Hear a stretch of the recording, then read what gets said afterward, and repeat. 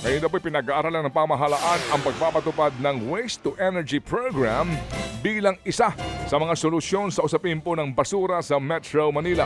Ito nga po'y bunsod ng paglitaw ng mga maladagat na basura sa mga daluyan po ng tubig sa Metro Manila. Bunsod nga po ng ilang araw pong buhos ng ulan at high tide. Hindi ba ho taon-taon ito nangyayari?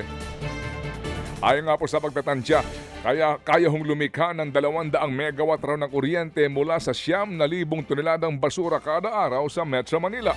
Sa inspeksyon ng basurang inanod sa Jokno Pumping Station sa Pasay, sinabi po ni Pangulong Marcos na posibleng 1.5 taon pa ang kailangan bago masimulan ang programa.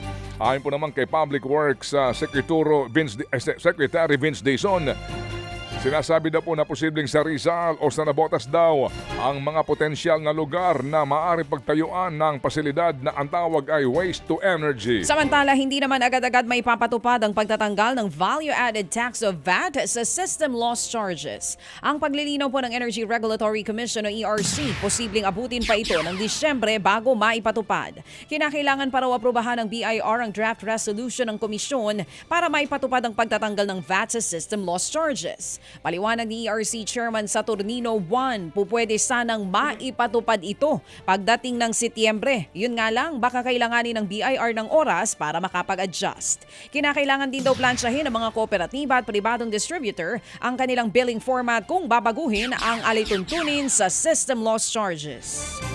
At yan po ating bahagi po ng panayam kahapon kay Congressman Jose Alvarez. Pepito Alvarez tungkol doon sa sinasabi niya na masinsinang pag-aaral dito po sa system loss charges kung paano daw ito maiaalis o mababawasan. At samantala po naman, maaari daw ho namang dalhin ang Paxilica sa Palawan kung tutol dito ang mga taga-Luzon. Yan po sinasabi ni House Energy Committee Chairman Palawan 2nd District Representative Jose Pepito Alvarez. Sa programang ito, sinabi po ni Alvarez na maaring itayo sa Palawan ang mga pabrika ng Paxilica kung ang mga nasa likod nito ang mismong magdadala ng kagamitan, pati ho kuryente at ilang pangangailangan. Giit pa ni Alvarez, marami daw pong tubig at nakatenggang lupa sa Southern Palawan na maaaring pagtayuan nito. Kailangan lamang daw na matiyak ng gobyerno na hindi ito malulugi sa magiging kasunduan para sa proyekto. Giit pa ni Alvarez, marami daw hong solusyon sa mga pangamba ng publiko kaugnay ng Paxilica Project. Importante dyan sa atin, yung job generation Ang dami nating Pilipinos makatrabaho dyan. Kailangan natin yan. Yung economy natin, yung environment natin, yung tubig natin, lahat masolusyonan yan. May paraan yan. Walang problema. Oo, pero ayaw nila. Salamat. Yan po ang tinig ni House Energy Committee Chairman Representative Jose Pepito Alvarez. samantala, lagpas na sa 300 milyong piso ang halaga ng pinsala sa agrikultura na iniwan po ng habagat nang iniwan ng habagat sa mga nagdaang bagyo. Base nga sa datos ng Department of Agriculture na itala po ito sa 346.37 million pesos nito lamang Miyerkules. Higit 12,000 magbubukid ang apektado sa pinsala ng masamang panahon sa 10,000 ektarya ng taniman. Palayan nagtamo ng pinakamalaking pinsala sa 200 at 42 milyong piso. Halos 74 na milyong piso naman ang high-value crops at higit 12 milyong pisong mais ang nasira. Nasa 786,000 piso naman ang halaga ng apektadong livestock katulad po yan ng baka, kalabaw, manok at ng kambing. Posibleng umaabot po naman daw sa 21 trilyong piso ang halaga ng utang ng Pilipinas sa susunod na taon. Yan po sa pagtansya mismo ng Budget Department.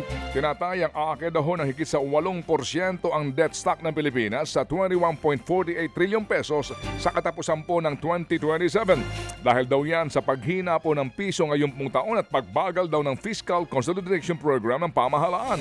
Paliwanag po naman ng DBM, malaking bahagi daw ng balanse ng Pilipinas ay inutang noong pong pandemya at wala pa sa 50 pesos ang dolyar. Pero ngayon ay nasa 60 pesos na ng halaga ng piso. Tinataya daw pong aabot din sa 3.3 trilyong piso ang halaga po ng uutangin ng gobyerno sa susunod na taon. Sa huling tala nga po ng Treasury, sumampa na sa 19 na trilyong piso ang utang ng Pilipinas nito lamang katapusan ng Hunyo. Mga kapatid, patuloy po kayong tumutok sa 105.9 True FM para sa totoong balita, impormasyon, music and entertainment. Mag-subscribe sa aming YouTube channel at podcast at sundan nyo kami sa Facebook, Instagram, X at TikTok sa True Network PH. Bisitahin din po ang aming official website, truefm.ph.